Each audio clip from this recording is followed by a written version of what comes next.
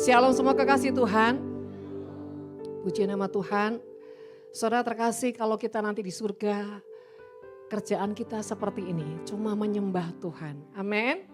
Ya, saudara, di dalam bagaimana kita mencapai sebuah terobosan, tentu saja saudara ada hal-hal yang perlu kita mau belajar malam hari ini. Yuk kita sama-sama buka dalam Ulangan pasal yang ke-8. Saudara, sebelum Tuhan memulihkan segala sesuatu dalam kehidupan kita, kita perlu menyadari akan hal ini.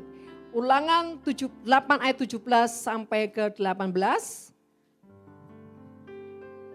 Demikian firman Tuhan, ayat 17. Maka janganlah kau katakan dalam hatimu, kekuasaanku dan kekuatan tangankulah yang membuat aku memperoleh kekayaan ini. Tetapi haruslah engkau ingat kepada Tuhan Allahmu, sebab Dialah yang memberikan kepadamu kekuatan untuk memperoleh, dengan maksud meneguhkan perjanjian dikerarkannya dengan sumpah kepada nenek moyangmu seperti sekarang ini. Siapakah nenek moyang kita, saudara? Abraham, Ishak, dan Yakub. Nah, kekasih-kekasih Tuhan, sebelum Tuhan menyatakan kuasa dan kemuliaannya, biar ini menjadi satu peringatan buat setiap kita. Kalau satu kali Tuhan memulihkan keadaan kita, mengangkat kehidupan kita, membawa kita masuk dalam tahun-tahun promosi, hendaklah engkau mengingat, jangan sampai ada di hatimu mengatakan bahwa kekuasaanku dan kekuatan tangankulah yang membuat aku memperoleh kekayaan. Namun firman Tuhan berkata, haruslah engkau ingat kepada Tuhan Allahmu, sebab Dialah yang memberikan kepadamu kekuatan untuk memperoleh kekayaan. Saudara ingat, semua dari Tuhan untuk kemuliaan Tuhan. Saudara, apakah kalau Tuhan tanya hari ini, apakah engkau orang-orang yang sudah siap untuk dipulihkan, sudah siap untuk diberkati, sudah siap untuk masuk ke tahun promosi? Jawab saudara apa saudara? Mampukan jamin kami Tuhan sampai garis akhir.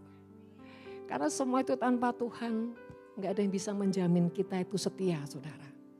Gak ada yang bisa jamin kita ini kuat. Karena angin itu tidak kencang waktu kita di bawah. Angin itu akan lebih kencang ketika kita di atas. Bahkan ketika angin tidak kencang, angin hanya sepoi-sepoi saja. Membuat kita juga bisa jatuh, saudara. Mau angin kencang, mau angin sepoi-sepoi. Kalau sudah kita di atas itu, kita akan lebih mudah untuk jatuh. Kenapa, saudara? Karena beda. Kekuatan kita sudah beda, ya saudara ya. Pamor kita sudah beda.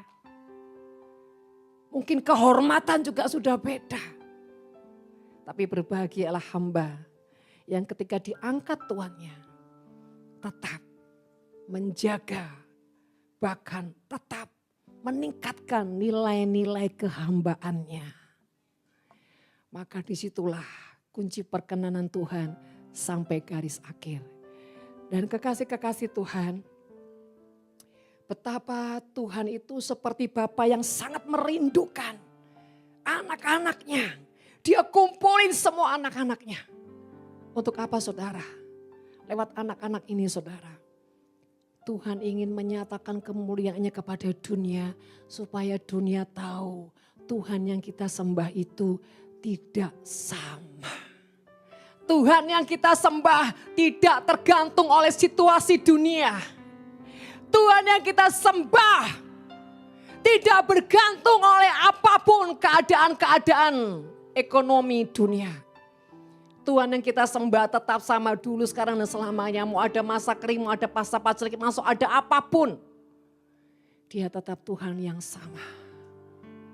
Saudara, mari kita mau belajar syarat untuk memasuki masa-masa kemenangan, masa-masa terobosan, masa-masa breakthrough saudara. Versi anak-anak Tuhan. Kalau versi dunia paling-paling kerja keras gitu saudara ya. Tapi kalau versi anak Tuhan itu beda. Pertama saudara, yang harus kita Siapkan adalah harus punya wadah yang bersih dan kapasitas yang besar. Wadah yang bersih itu seperti apa, saudara? Siapa yang tahu wadah itu apa, saudara? Hati kita, jiwa kita. Ini harus bersih. Saudara, pastikan hati kita sudah dibereskan dari segala kotoran, masalah, sampah-sampah kehidupan, trauma. Bahkan apapun yang menghambat dan merusak rancangan Tuhan dalam kehidupan kita. Saudara, artinya ketika saudara menjadi orang yang siap untuk dibawa Tuhan. Memasuki tahun-tahun terobosan, tahun-tahun promosi Tuhan, tahun-tahun yang membalikkan keadaan. Syarat pertama adalah hati ini harus bersih. Hati ini tidak boleh ada kekecewaan, ada kemarahan, ada luka, ada trauma. Kenapa, saudara? Karena semuanya itu dari si jahat. Dan Tuhan tidak bisa menyatu dengan yang namanya si jahat.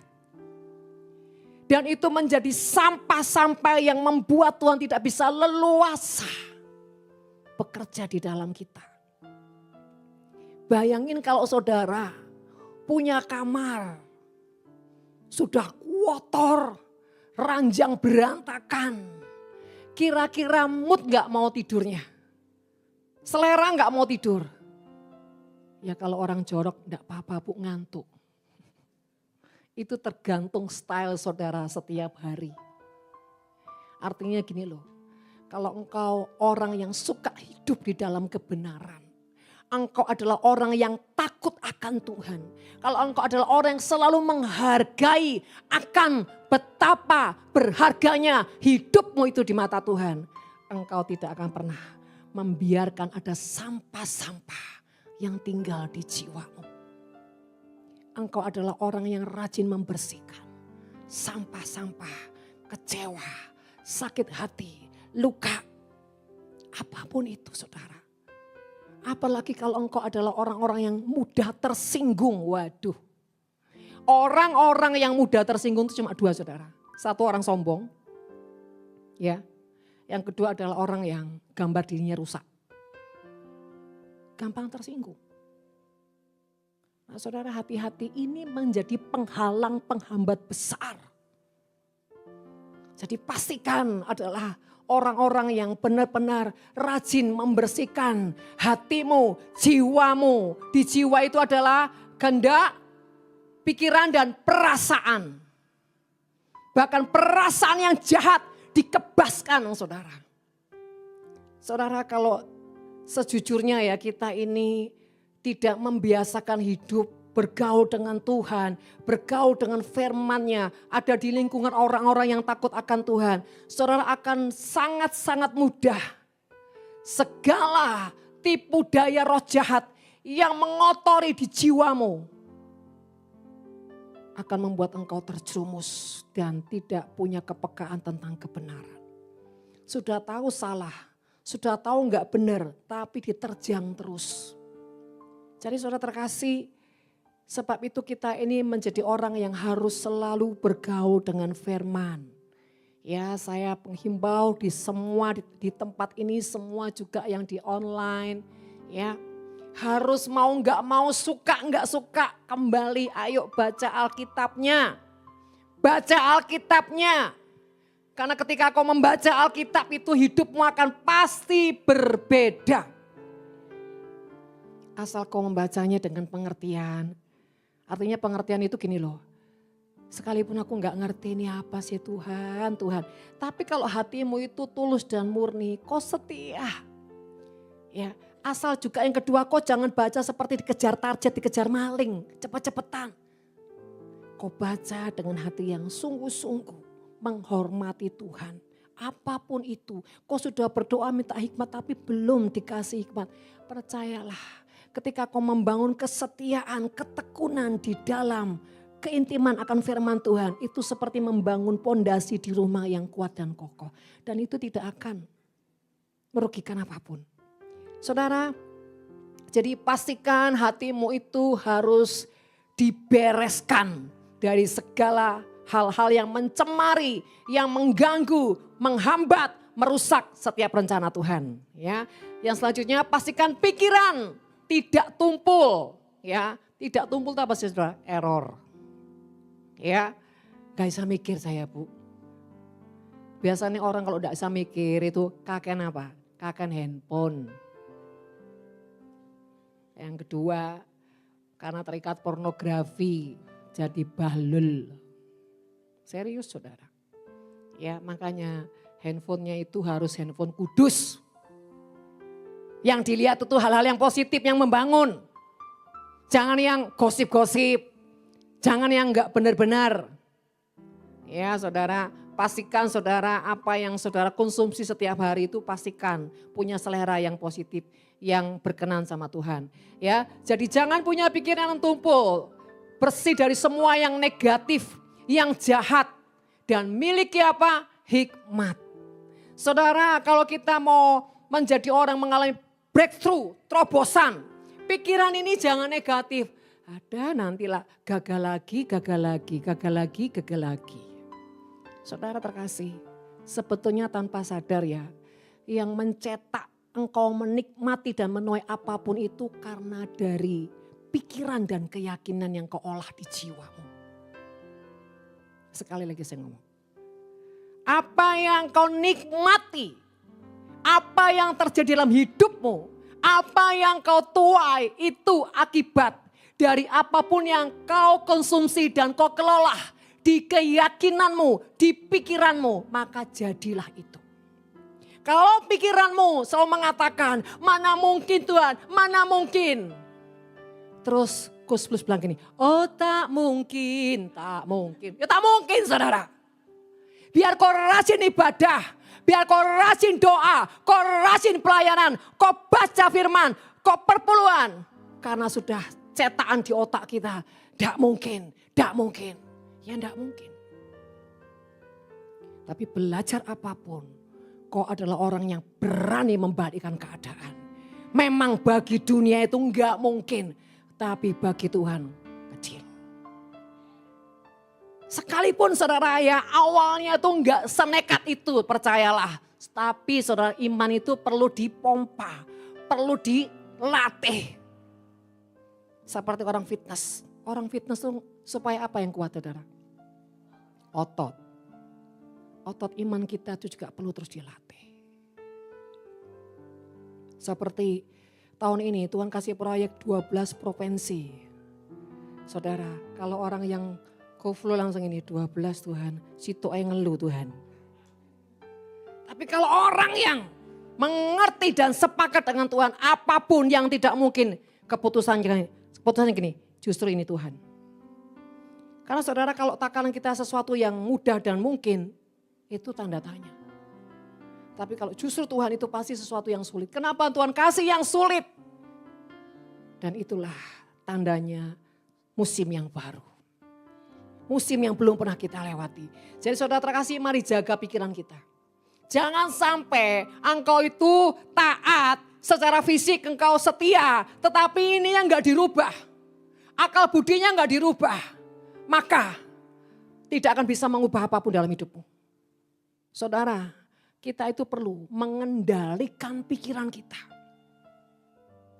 Menundukkan pikiran kita kepada pikiran Kristus, kepada firman Tuhan. Sekalipun kasat mata kelihatannya mana mungkin, tapi belajar. Bukankah bagi Tuhan tidak ada yang tidak mungkin. Sebab itu nanti kalau kita mau angkat semua beban-beban dosa, keterikatan, hutang piutang. Apapun yang kau bilang gak mungkin, susu kau bawa ke Tuhan.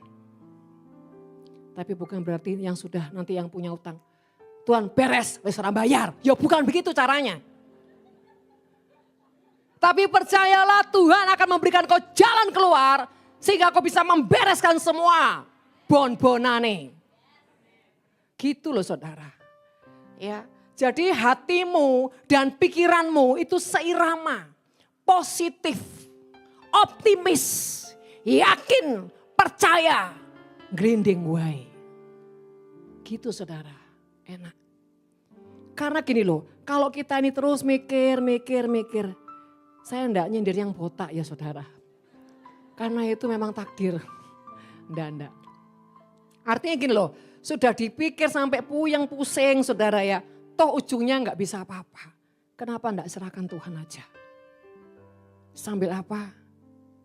Terus nempel ke Tuhan. Taat, bangun hubungan dengan Tuhan. Jadi saudara, yang pertama adalah hati harus dibereskan. Kedua, pikiran. Ya, saudara, pastikan pikiran kita tidak tumpul dan pikiran kita tidak negatif. Bahkan pikiran kita tidak ada yang jahat. Termasuk trauma, termasuk apapun saudara. Tapi miliki pikiran-pikiran yang positif, pikiran-pikiran Kristus. Sekecil apapun kotoran di jiwa, kalau itu tidak dibereskan atau luka yang tidak disembuhkan, maka sehebat apapun kerja keras, pelayanan kesetiaan saudara kepada Tuhan, hal itu akan tetap menjadi sarana atau bom waktu untuk iblis menghancurkan semuanya yang saudara sudah bangun di dalam Tuhan. Artinya gini saudara, kita sudah worship night 3 hari. Apalagi, nah sekarang ini lagi momennya kita mau ambil materai sebuah terobosan yang besar. Tapi pastikan ketika kau nanti mengangkat semua di hadapan Tuhan, hatimu ini sudah sepakat. Sepakat dengan apa yang Tuhan sudah sediakan dan tetapkan bagi hidupmu. Jangan nanti angkat kertasnya bingung. Terus ya apa caranya Tuhan? Kira-kira aku ngenteni kapan ya Tuhan ya? Nah ini saudara. Ini namanya jiwa dan roh tidak sejalan. Saudara terkasih, yang namanya iman itu enggak usah banyak mikir, tapi bukan berarti tidak mikir. Udah pokoknya angkat aja. Tuhan, segenap hatiku aku percaya karena ini Engkau yang mau, bukan aku yang mau Tuhan. Engkau yang panggil, Engkau yang merekayasa. Kan saudara datang ini karena undangan Tuhan kan? Bukan yang datang-datang, bu, tolong bu ya, ayo kita ajak deklarasi supaya utangku lunas. Enggak kan saudara? Kan Tuhan yang datang, Tuhan mengundang saudara toh. Jadi dia yang tanggung jawab. Bagian saudara adalah saatnya kau taat dan setia melakukannya dengan percaya. Amin saudara. Ya, di sini ada Bu Enda, mana Bu Enda? Oke, ya Ibu sini sebentar. Waktu datang ke Naferi dia itu bukan siapa-siapa. Sekarang lumayan. Ya, coba Ibu. 2 menit coba. 2 menit. Ya, memang 1 tahun yang lalu di bulan Februari itu memang ketika saya di sini hati saya itu hancur sekali. Banyak sekali pergumulan yang saya hadapi. Kemudian setelah berjalannya waktu itu saya mengikuti ibadah dan ketika itu pertengahan tahun lalu itu Bu Winda bilang nanti ada terobosan gitu. Tapi saya lihat di sekitar saya kok gak ada tanda-tandanya gitu. Memang katanya pimpinan saya yang akan dipilih begitu. Tapi kok saya sama sekali gak melihat. Kemudian seiring kemudian sekitar 1 bulan yang lalu saya dipanggil. Kemudian ya rasanya gak percaya juga gitu, gak percaya. Tapi kemudian setelah 2 hari yang lalu pastinya itu terjadi apa yang dikatakan Bu Winda begitu. Dan saya melihat tadi yang dikatakan Bu Winda, semua orang tuh berubah. Berubah yang tadinya cuek gitu, berubah 180 derajat gitu. Jadi saya akhirnya merinding sendiri. Wah ini sok sombong aku. Karena apapun ya ketika kita memang melihat nggak usah tinggi-tinggi. Ini saya masih jalan 2 hari begitu ya, saya masih jalan 2 hari. Saya melihat tadinya orang itu ngasih ucapan selamat dan lain sebagainya begitu ya.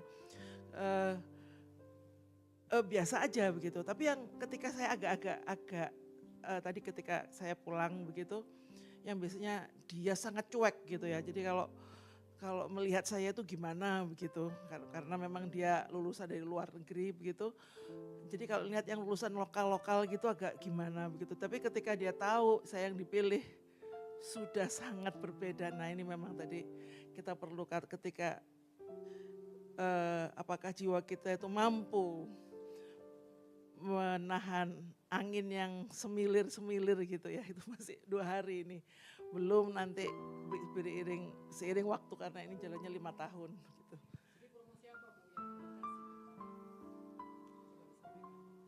Nanti. Oke, saya menjadi kaprodi gitu untuk program studi magister. Ya. Saudara, Bu Indah ini progres terus. Tambah naik. Tapi awal datang, stres. Banyak musuh di sana sini. Saya bilang, bagus kalau kamu banyak musuh. Berarti jalan rekayasa Tuhan untuk bawa hidupmu naik. Pertama ya tapi gak percaya. Setiap datang ibadah, nangis oho ehe. Lama-lama saya bosen. Akhirnya saya ke rumah beliau dan saya bilang mulai hari ini stop mengeluh. Siapapun musuh-musuhnya taklukkan dengan kasih. Dan saya juga bilang pesan sponsor surga, sebetulnya hidupku juga bayi sombong nak. Makanya digilis Tuhan. Loh, Tuhan tuh kan gitu ya, kalau mau ngangkat itu di press dulu saudara. Ya, jadi saudara terkasih, jadi ini loh contohnya Ibu Enda. Sesuatu yang gak pernah dia pikirkan. Terus Tuhan bawa naik. Tapi yang menjadi permasalahan sekarang, apakah kita bisa menjaga hati kita untuk tidak sombong? Itu yang perlu kita pikirkan. Makanya tadi saya bilang, ketika Tuhan bawa engkau naik, apa jawabmu? Katakan Tuhan mampukan dan jamin kami sampai akhir. Setia di hadapanmu. Karena kalau kita nggak minta seperti itu, Tuhan nggak bertanggung jawab loh sama kita. Kau cuma minta dimampukan, tapi kau nggak minta dijamin sampai garis akhir. Nah, saudara, apa yang saya katakan kotoran di jiwa yang harus dibereskan karena itu seperti bom waktu. Contoh saudara, di saat saudara mulai letih, lelah dengan semua yang saudara lakukan. Bahkan saudara menjadi kecewa dengan keadaan. Maka disitulah celah iblis untuk menghembuskan suara-suara tipuan yang halus. Suara-suara manipulasi yang membuat saudara tiba-tiba. Ya nasib. Mengapa begini? Atau tiba-tiba sudah merasa melo sendiri dan meratap. Kalau hidupmu masih ada hal-hal yang tidak kau bereskan, maka itu akan menjadi bom waktu ketika kau jadi lelah, kau jadi letih. Saya juga terkadang ngalamin ini. Ketika saya sudah rasa aduh Tuhan, letih ya, kok gendong orang sak kampung ya Tuhan gitu ya. Istilahnya ibu itu begitu, kamu itu Bu ya gendongin orang terus, sengklek nanti.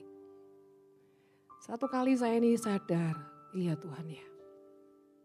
Saudara saya ini aneh, hanya dengan satu kalimat itu membuat saya itu berubah total. Tapi itu sudah berapa puluh tahun ya saudara. Saya tuh cuma diginikan waktu di Israel. Bu, jadi hamba Tuhan tuh ojo kereng-kereng. Sing bijaksana, sing lembut. Dari situ tuh perkataannya dia tuh kok jadi rema di saya. Dan saya itu apa? Bodohnya gak tanya Tuhan. Mulai dari situ itu terus mengolah di jiwa saya. Iya ya, saya nih terlalu keras, terlalu kereng, terlalu ini. Gak bolehlah kayak gitu. Saya mutusin sendiri saudara, saya gak tanya Tuhan. Tanpa sadar berjalannya waktu, saya ini tambah lama tambah gak tegas jadi orang. Tambah gak bisaan, tambah saudara ya lemah. Kalau dulu kan misalkan ada yang ada sesuatu yang salah aja. Pengerja itu begitu, lihat saya dari jauh udah wah keringet dingin langsung saudara. Kalau saya udah dengar kaki saya turun dari tangga, tok, waduh sudah. Kayak mau disambar bedek. Bahkan mereka tuh lebih takut ketemu saya daripada ketemu Tuhan. Bayangin saudara. Lah kan saya lihat gitu kan ya kok sano gitu ya. Saya enggak mau kayak monster gitu Tuhan. Nah nambah kebenaran yang kelihatannya benar tapi salah. Saudara inti gini, di mana kita ada celah yang kita enggak tanya Tuhan, maka nanti akan berdatangan sesuatu yang sepertinya benar, sepertinya itu meneguhkan, padahal enggak seperti itu. Jadi singkat cerita, setelah saya jadi saya 10 tahun, bayangin saudara, kebodohan ini 10 tahun. Saya pikul.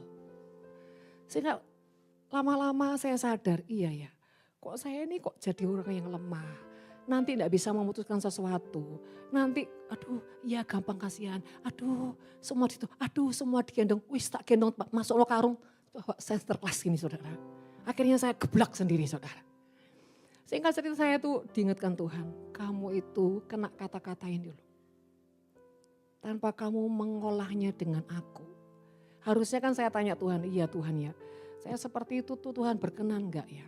Nah kalau kita tanya Tuhan, kita melibatkan Tuhan, nanti Tuhan yang mengoreksi, Dia yang akan memberikan ketentuan mana yang harus kamu buang, mana yang harus kamu pertahankan.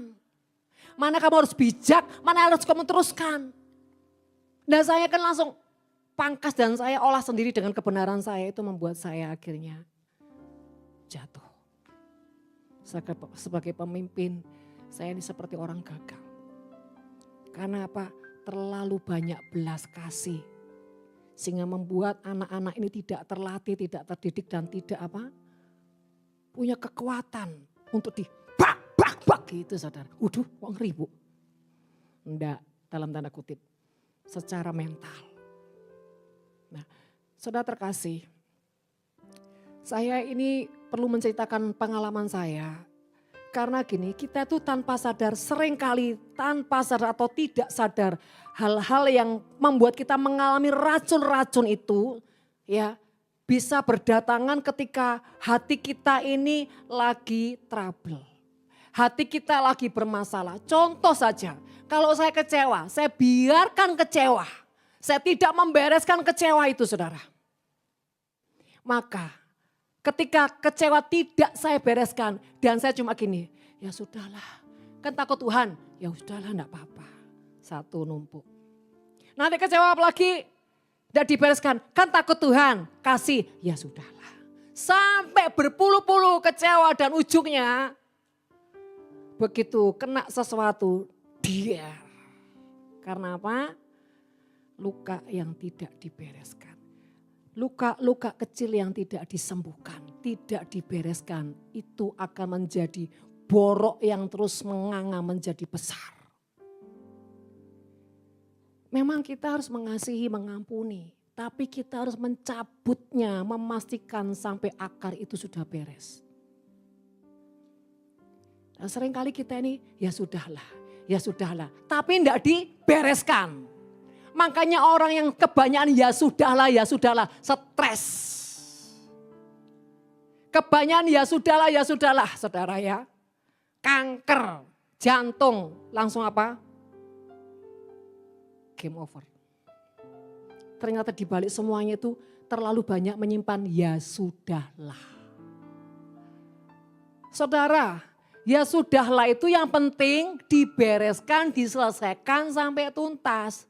Akhirnya ya sudahlah itu enggak apa-apa, tapi ya sudahlah tapi disimpan boroke. Sampai nimbun di gudang jiwa. Ini yang membuat kita apa? Lama-lama punya kanker. Sehingga kita apa? Sebetulnya kita itu letih, kita kecewa, kita marah. Cuma kita ini membungkus semua itu dengan apa? Hati yang apa? Pura-pura mengasihi Tuhan. Halo? Ya Pak ya? Kan mengasihi Tuhan. Aku enggak apa-apa Tuhan, aku enggak apa-apa. Tapi begitu apa kan sedikit, tak langsung apa? Tuhan.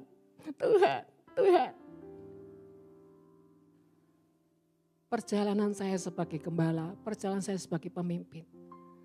Saya juga ngalamin namanya jatuh bangun.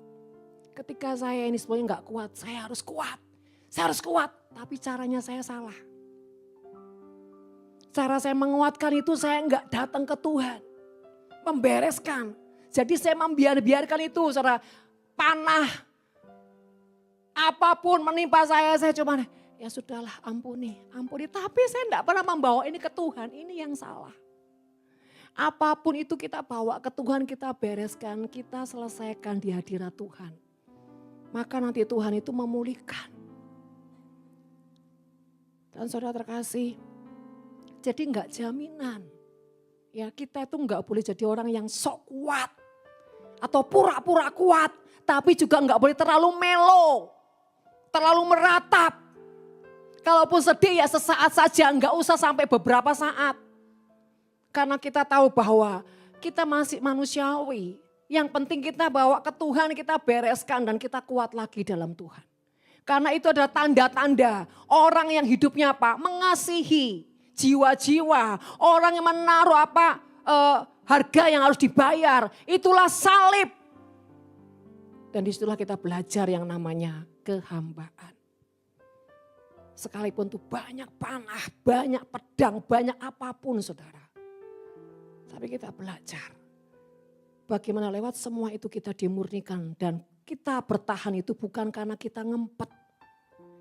Tapi kita belajar lewat semua kita lepaskan dengan ketulusan, kasih dan kemudian itu yang akan membawa kita mengalami roh yang diperbaharui, hati yang dipulihkan, hati yang terus saudara ya didandani oleh Tuhan. Jadi saudara terkasih, sekali lagi kotoran di jiwa sekecil apapun harus dicabut, diselesaikan sampai ke akarnya. Supaya itu tidak menjadi bom waktu. Ya, dan yang kedua saudara, supaya semua pengorbananmu tidak kau merasa itu sia-sia. Kadang-kadang kita ini saudara jadi orang misalkan ya, saudara datang terus akhirnya kan gak lihat, terus gak nyapa. Lek aku sih masuk pura-pura gak lihat. Lah saudara ya. Gubrak, saudara ya. Baru gitu aja tersinggung. Yang suka-suka tersinggung itu bertobat. Sensitif kita tuh harus sama Tuhan. Kenapa tuh Tuhan? Engkau kecewa ya, engkau marah. Loh Tuhan kok kecewa? Iya, Tuhan tuh sangat kecewa kalau kita apa? Hati kita dingin sama dia. Kenapa? Dia nggak mau kehilangan kita. Tapi kalau manusia dingin ya udah biarin enggak apa-apa. Bila perlu masukkan frozen, saudara. Jadi jangan suka jadi orang yang dikit-dikit, saudara. Aduh tersinggung. Dikit-dikit frustasi. Ya saudara ya, hati-hati saudara ya. Apalagi misalkan ini siapa ya di sini ya? Oh Pak Jamie aja, ini anak kesayangan ya. Jadi anak kesayangan itu sering kali diremukkan saudara ya. Tuh dia udah segenap hati bla bla. Terus datang ke saya gini, ini mami. Apa ini? Jelek, gak bisa. Waduh, udah segenap jiwa, segenap roh dan semuanya saudara. Terus dia bilang, jelek, gak bisa. Bikin lagi yang bagus. Misalkan. Terus kalau dia melo atau dia bilang gini, Mimi ini gimana kurang, waduh saudara. Langsung saya ambil parang, saya pang gitu saudara. Kenapa? Saya ini sama orang-orang yang Tuhan taruh untuk saya didik dengan keras. Saya harus dengan terpaksa. Kadang saya keluarin sesuatu yang buat dia sakit. Tapi saya bilang, kamu harus merasakan sesuatu yang sakit. Supaya keangkuhan, kesombongan dan kedaginganmu benar-benar diremukkan. Dan apa reaksi yang keluar dari hatimu. Saya tahu dia orang yang sangat setia. Pada saat kami digoncang, pada saat kami mengalami banyak hal. Dia anak yang bertahan. Bahkan sudah saya usir berulang kali. Pergi kamu Jamie. Tidak. Weh saudara. Bahkan sampai suami saya. Pak Jamie tolong ya. Jangan kejar-kejar istri saya lagi. Jangan dekat-dekati mami. Saya tidak menyerah gitu saudara. Suami saya akhirnya menyerah. Loh orang itu kalau mau jadi pemimpin yang kuat harus mau dibanting-banting, dicincang-cincang, diinjak jadi no keset. Disitulah kemurnian, kemuliaan emasnya itu muncul kalau reaksinya baik. Tapi kalau reaksinya muarah, muangkel, gondok, medudut, bencek no. jadi tai kambing saudara. Tidak jadi apa-apa. Nah jadi saudara terkasih, percayalah orang yang mau diangkat Tuhan, mau dipromosi Tuhan, mau diberkati berlimpah-limpah seperti Yabes, harus siap dalam setiap proses. Harus mengeluarkan reaksi-reaksi yang benar. Coba tanya sama Jamie berapa ratus kali kalau saya bang gitu saudara. Kalau jawab satu kata langsung bang, dua kata bang, saudara. Kenapa? Saya bilang, karena kamu harus menjadi pemimpin yang kuat satu kali. Kamu harus bisa lebih hebat dari mami. Satu kali harus bisa berdiri menggantikan saya. Saudara terkasih, memasuki terobosan itu seperti doa Yabes. Kiranya Engkau memberkati aku berlimpah-limpah. Coba hari ini kau punya duit cuma 1-2 juta, bahkan paling besar 10 juta. Tiba-tiba keluar miliar, ratusan miliar, bahkan triliun. Kira-kira. Saya ojo amin sih. Kira-kira. Saudara ketimbunan berkat-berkat yang luar biasa. Hatimu tuh kemana? Mosok. Kira-kira itu nanti itu apa? Bu, untuk bikin pergerakan. Bikin lawatan yang besar. Ke bangsa-bangsa. Pret. Paling-paling kamu ke luar negeri untuk kia-kia. Duh, saudara sekarang ketawa, nanti ya. Tapi janganlah, enggak mau saya. Ingat gitu saudara. Oh katanya Kristanti, lihat wajahnya mami aja, wis sembarang sakarepmu. Saudara terkasih, kalau kita mau diberkati berlimpah-limpah, kita harus mempersiapkan hati kita. Bahkan mindset kita ini harus siap sedia. Kalau tiba-tiba Tuhan membawa saya keangkat, naik ke atas. Kalau tiba-tiba Tuhan membalikkan keadaan saya, kira-kira apa yang harus saya persiapkan ya Tuhan. Dan saudara mulai detik ini juga harus bertanya-tanya. Tuhan nanti kalau tiba-tiba Tuhan tolong saya. Beri saya hati yang cerdas. Yang seirama denganmu. Hati yang terus sudah melekat denganmu Tuhan. Bahkan kami tidak tergoyahkan dengan seberapa besar kau mengangkat hidup kami Tuhan. Saudara kenapa saya salah satunya? Bangsa, bleng Tuhan lempar ke hutan rimba saudara ya. Naik lagi, kenapa? Tujuannya satu. Melatih kemurnian hati. Kalau kamu dibawa ke luar negeri, hatimu wow. Kalau kamu di luar pulau, gimana hatimu? Saudara boleh tanya ini. Saya mau di Jepang, mau di mana? Selalu saya bilang ini biasa aja. Sama seperti di rumah. Saya enggak pernah, wow. Enggak. Saya dibawa ke hutan, benar-benar hutan rimba. Ya saya menikmati. Karena buat saya, yang penting ada Yesus di hati saya. Yaitu memang anugerah bukan karena gagah dan kuat saya. Dan saya akan terus mengingat bahwa Tuhan, jangan pernah ambil rohmu. Jadi saudara kasih, ini benar-benar tadi pagi Tuhan bilang gini, kenapa kamu ini seperti Eliasar yang menjembatani setiap anak-anakku untuk bawa masuk dalam terobosan. Untuk membawa mereka mengalami Tuhan dan ujungnya mereka dipulihkan, dibangkitkan dan mereka dipromosi. Karena Tuhan bilang, karena kamu sudah melewati proses masa ke masa. Ketika Tuhan bawa dilempar seperti budak. Ketika Tuhan bawa masuk promosi lebih sampai ke bangsa-bangsa dan ujungnya dilempar lagi ke pedalaman. Puji Tuhan. Makanya saya selalu bilang, hidupmu, pelayananmu, apapun, jangan sampai bisa dibeli oleh dunia. Saudara, perjalanan nafiri itu tidak mudah.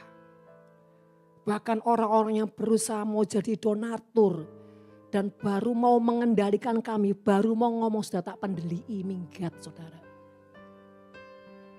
Karena buat saya enggak penting donatur. Karena saya percaya kepadamu kuberikan kunci kerajaan Allah. Apa yang kau ikat, terikat di bumi. Apa yang kau lepas, lepas. Jadi kalau butuh berapa, tinggal buka berangkas surga, selesai. Mentalnya harus begitu saudara. Jangan nanti saudara gini, Bu tahun depan ya Tuhan akan kasih rumah kamu 2 kali lebih besar. Oh kayak apa ya cara nih Bu Winda? Waduh ya mikir habis sampai entek. Loh saya ini ya awal-awal saya itu mau ke Israel. Saya ini bilang loh sama waktu itu mereka masih jemaat ya bilang. Saudara saya percaya dalam 1-2 minggu ini saya pasti ke Israel. Lusa saya berangkat ke Jakarta. Saya kalau ke Jakarta kan sampai 1 minggu lebih. Balik pulang. Saya bilang ke mereka. Saya dalam bulan ini ke Israel.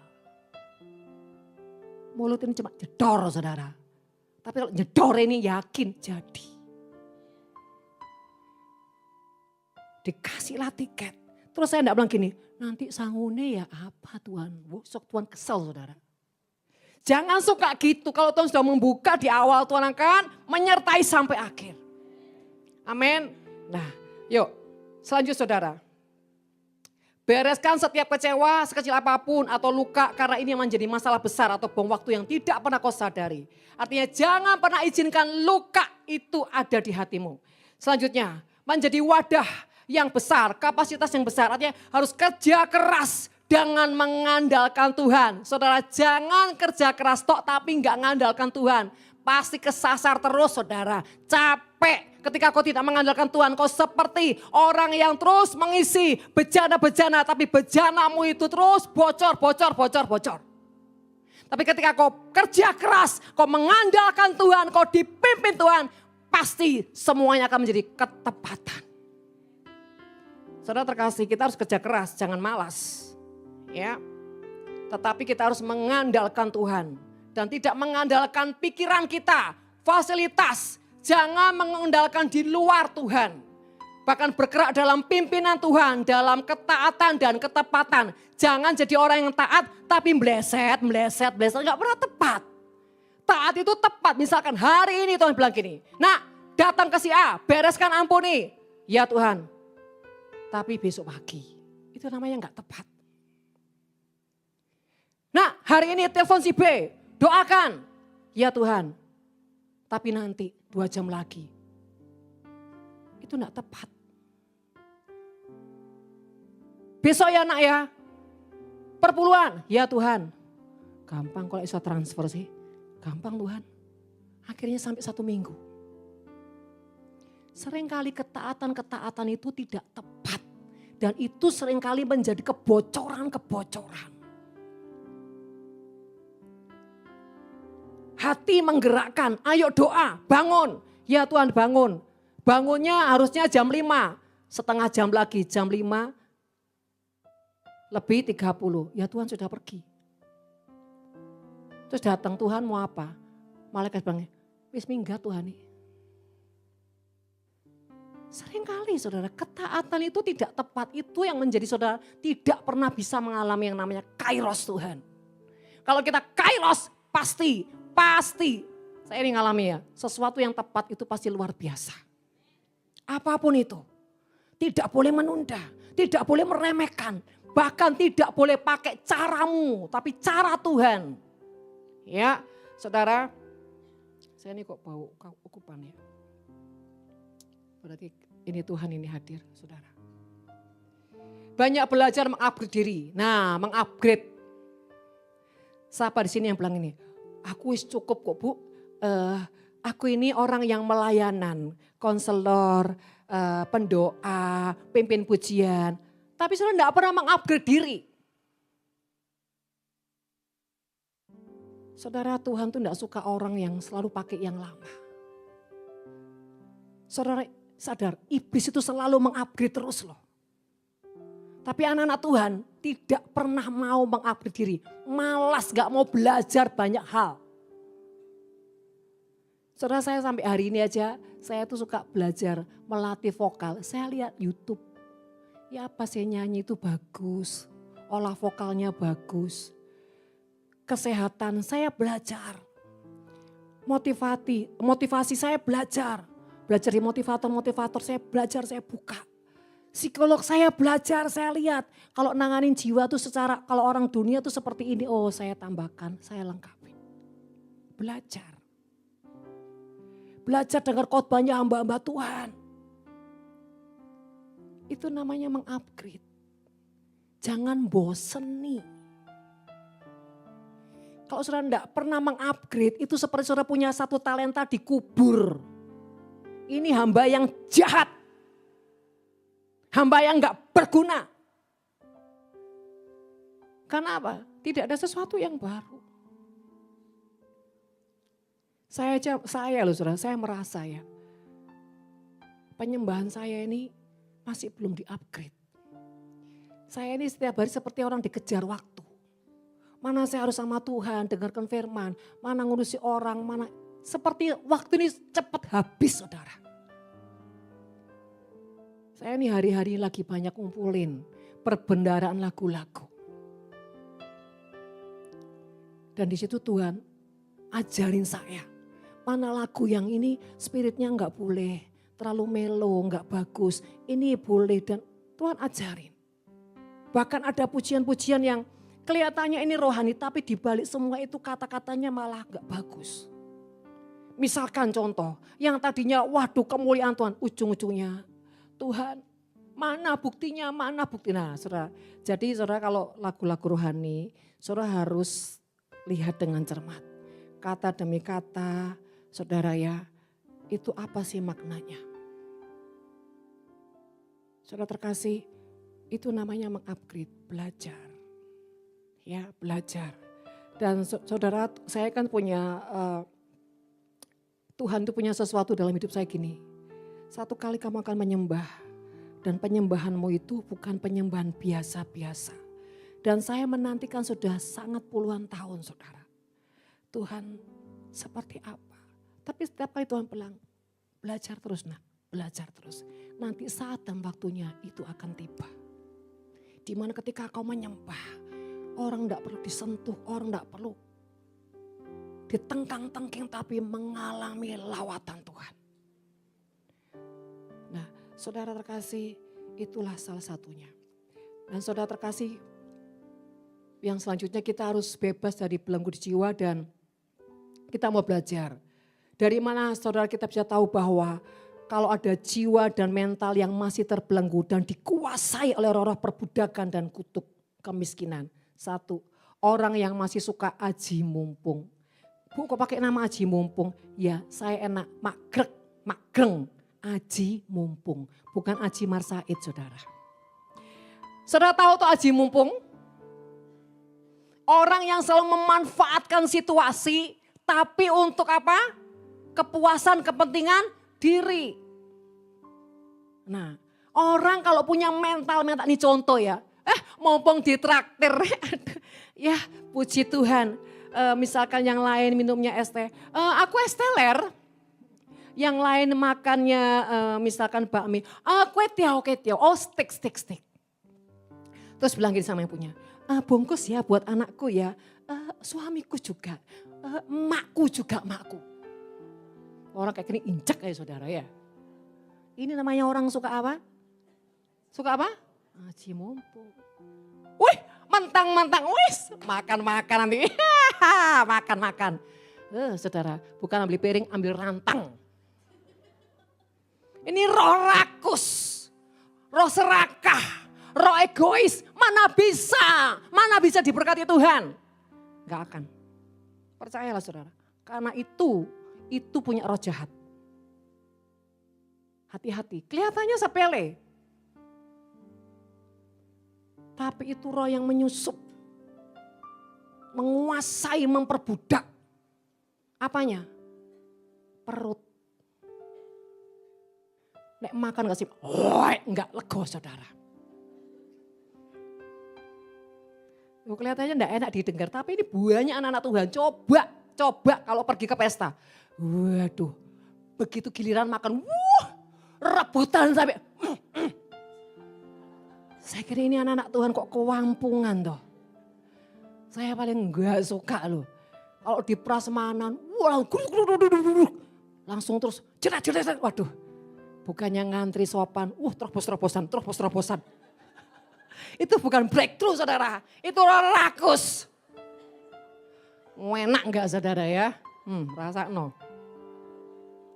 Dan orang yang suka memanfaatkan kebaikan dan ketulusan orang untuk kepentingan diri. Jadi misalkan gini loh, mentang-mentang Pak Jemi ini baik, rendah hati, dan gampang apa?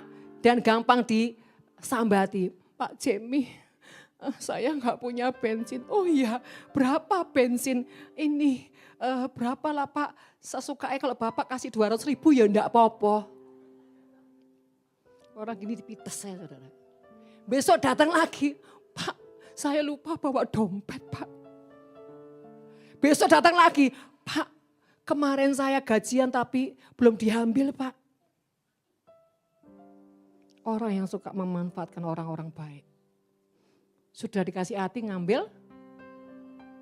Coba tanyakan kiri, kamu adalah termasuk seperti itu apa enggak? Saya berharap di sini enggak ada ya, enggak ada. Ya, ini ngeri. Yang terakhir, orang yang suka ngotot untuk memperebutkan haknya dengan cara memaksakan kehendak. Nah, itu kan hakku, Bu, hakku. Saudara percayalah, ketika kau punya hak dan sepertinya itu tergeser, terhambat sesuatu. Kalau itu memang karena Tuhan, jangan ngotot saudara untuk apa? Mengambilnya. Bahkan meroyok, meroyok. Menggerebek. Wes enak saudara ya. Jadi orang itu harus mengerti setiap perjalanan yang harus kau lewati ketika Tuhan sepertinya menutup pintumu. Bahkan seperti ada portal-portal yang dimana kau tidak boleh meneruskan. Padahal kau tahu ini seperti aku punya hak loh. Tapi kenapa penghalang-penghambatnya saudara. Saya ini pertama ya kita ngadain Zoom itu ya. Ada yang namanya salah satu jemaat itu. Dia itu punya warisan yang dikuasai dengan iparnya. Sampai stres, sampai sakit, sampai saudara hampir-hampir gila. Dan ujung-ujungnya apa? Karena warisan. Dan waktu di Zoom saya cuma bilang gini, Pak percaya. Pokoknya bereskan hatimu, jangan sakit hati, lepaskan pengampunan, doa saja. Nanti Tuhan yang bereskan. Iya Bu, tapi besok KO lagi. Terus sampai berapa bulan. Terus sering kali gini, Bu kepala saya ini udah kayak mau pecah. Belum pecah toh Pak? Saya bilang gitu. Kalau enggak dia istrinya tuh seperti itu saudara. Dan satu kali istrinya tuh kuasal mangkal. Dia bilang Bu semakin ibu sakit hati, semakin ibu marah dan pahit. Itu semua akan hilang. Loh, jangan gitu tuh Bu Winda, kok doanya kok jahat sekali. Karena setiap kali engkau diuji Tuhan, kau enggak pernah lulus. Kau tidak mengandalkan Tuhan. Bahkan Tuhan bisa kasih lebih dari apa yang kau dapat itu sebetulnya. Singkat cerita saudara. Saya ajari dia terus mengampuni, ayo berbuat baik, kunjungi. Sekalipun kau enggak dipandang, sudah kunjungi, berbuat baik. Dan ujungnya tiba-tiba satu kali. Iparnya tuh panggil dia, ajak ke notaris. Bahkan semua yang dirampas itu dikembalikan. Dan dia bilang gini sama saya, kok bisa ya Bu, kok bisa? Ya bisa. Terus saya bilang gini, mana komisinya? Enggak ya saudara. Itu beberapa kali orang seperti itu. Dan ujungnya saudara, Tuhan berperkara. Kenapa? Tuhan mau satu, dia enggak boleh ngandalin itu. Yang kedua, Tuhan mau proses dia belajar kesabaran, menunggu waktu Tuhan, mengasihi, mengampuni. Yang ketiga, dia akan melihat bagaimana rekayasa Tuhan mengembalikan apa yang dicuri itu bahkan double porsi. Nah sekarang saudara seringkali orang tuh kan gak sabar. Jadi intinya saudara terkasih, kalau kita mau mengalami namanya breakthrough bersama Tuhan di dalam Tuhan, kita harus pertama bereskan hati, bereskan pikiran. Jangan sampai saudara ada borok-borok atau luka-luka yang tidak pernah dibereskan. Bahkan jangan ada membawa trauma di masa lalu. Dulu gitu tapi kok gak berhasil ya. Lepaskan semua traumamu. Kali ini percaya segenap hatimu. Dan uji bagaimana Tuhan akan berperkara dalam kehidupanmu. Ya, dan saudara selanjutnya jangan punya sifat-sifat yang lama. Seperti yang tadi saya katakan, suka aji mumpung saudara ya. Suka punya sifat-sifat yang terus berusaha ngotot dengan kekuatan sendiri. Jangan, belajar andalkan Tuhan saudara. Sesuatu yang kau ngotot itu Tuhan gak suka. Sehingga apa? Kalau Tuhan gak suka, harusnya engkau seperti pesawat berangkat jam 3. Akhirnya apa? Delay besok pagi. Gak enak saudara. Saudara terkasih, belajar dalam kehidupan ini, sadar bahwa Tuhan adalah yang bikin skenario kehidupan dan saya harus melewatinya, harus menjalani seperti tepat yang Tuhan mau saya jalani. Jadi saudara terkasih, mari kalau saudara jadi orang-orang yang mempersiapkan hatimu, bahkan kau membiasakan pikiranmu tuh menjadi pikiran yang optimis, positive thinking, bahkan berhikmat. Maka saudara, sesuatu yang kau katakan tidak mungkin, tiba-tiba kau melihat keajaiban. Ya, mari saudara terkasih, benahi hatimu, perluas kapasitas hidupmu, kapasitas hatimu. Seberapa engkau membiarkan Tuhan memperluas kapasitas hidupmu, di situ juga Tuhan akan mempercayakan sesuatu yang besar atas hidupmu. Amin saudara, mari kita siapkan hati.